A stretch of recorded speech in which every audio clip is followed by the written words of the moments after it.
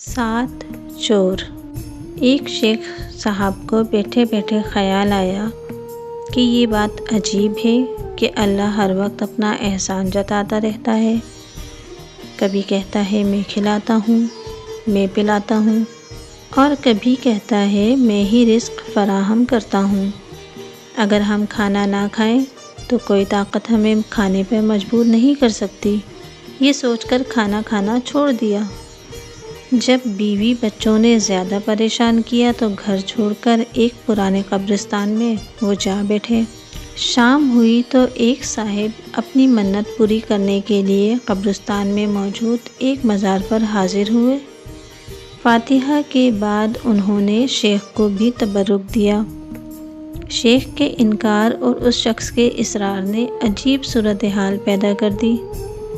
वो शख्स ये समझकर कि शेख कोई दीवाना है, एक पुड़िया में कुछ लड्डू लपेटे और एक झाड़ी के नीचे रख दिए कि जब इस शख्स के हवास दुरुस्त होंगे तो खा लेगा।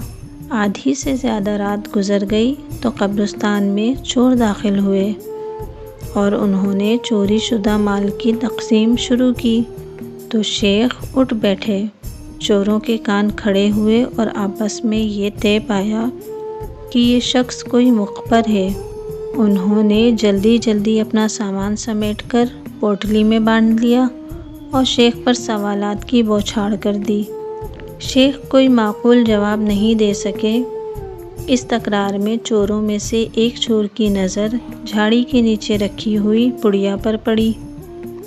पुड़िया को खोलकर देखा तो उसमें 7 लड्डू थे और चोर भी इत्तेफाक से 7 थे। चोरों का सरदार बोला कि ये शख्स भी कोई चोर है और बहुत चालाक चोर है। इसने लड्डुओं में जहर मिला दिया है ताकि हम सब खाकर मर जाएं और ये हमारे माल पर कब्ज़ा कर ले। सरदार ने कहा ये सारे लड्डू इसे खिला दिए जाएं ताकि इसकी साजिश खुद इसको हलाक कर दे। 2 आदमियों ने दोनों पैर पकड़े, 2 आदमियों ने दोनों हाथ पकड़े।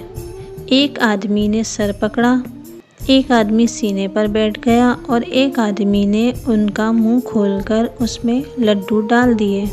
जब शेख ने इस हाल में भी लड्डू खाना नहीं चाहा तो इस शख्स ने ज़ोर ज़ोर से थप्पड़ रसीद किए और उंगली के ज़रिए लड्डू शेख के हलक में उतार दिया। इस जबर तशद्दुद के दौरान 7 लड्डू शेख के पेट में पहुंच गए।